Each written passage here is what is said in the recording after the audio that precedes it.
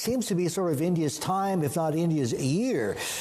China, nope, you're not going to get growth there. But hey, how about you, India? Yeah, well, India's decade maybe, right? We just put out a big piece on India at S&P Global at the franchise level, and we were arguing that the global growth baton is passing to India. That's partly India's reforms, so they're up to kind of 6-7 on potential growth. But China's, part of that's a success story, right? China's not going to be able to grow 7-8% forever. So, but even as we were just discussing, Martin, even if you have China at 4-5, India at 7-ish, China's still going to be driving global growth because the economy is 3 or 4 times bigger. But certainly the story around India and the positives, structural story is good. The missing piece that actually came through a little bit in the data for the most recent quarter is private sector investment. That's always been the kind of the weak leg of the India growth story. That seems to be picking up a bit. That's the one to watch. So if we're going to be on a 6 to 7% growth path, that's got to come through. Private sector investment, and this is kind of surprising, right? Because if that's still a missing link, because finally in India, we've got a credit cycle going again after years of basically going nowhere, right?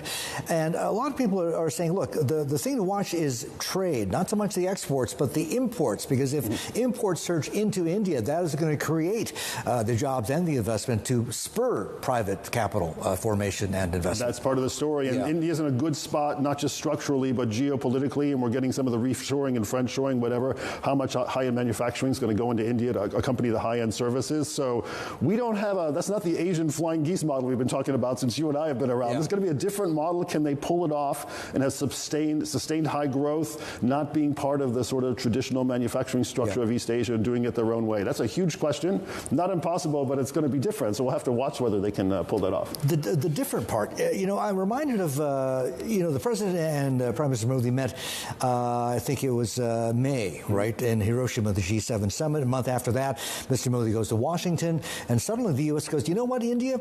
We like you now. We trust you. We want you on board as an ally, and we're going to let GE make advanced fighter jet engines in India, and we're going to allow Indian shipyards to repair U.S. naval vessels. Right. This is not just foreign military sales. This is transfer of technology. Right. This is how serious the relationship has gotten. Right, and they're part of the Quad, right? Yeah. And sometimes India is with the BRICS group, and sometimes they're with the Quad group, so they're able to straddle both worlds. But again, they're in a good position geopolitically, given what's going on in the world. And I think what you just said, Martin, is evidence of that. Is that the seal of approval for U.S. investment? Private investment? It's a big seal. It's a big seal. I don't know if it's the total seal of approval, but the other story that we were writing about is India has passed China now in inbound FDI. And China was always the FDI story. And now, because of the developments we're talking about, India is now a destination for FDI, which is something to watch too. That translates to investment and growth and broadens the growth story and everything else. So that's what we're going to be watching over the next decade. It's a decade story, not a year story.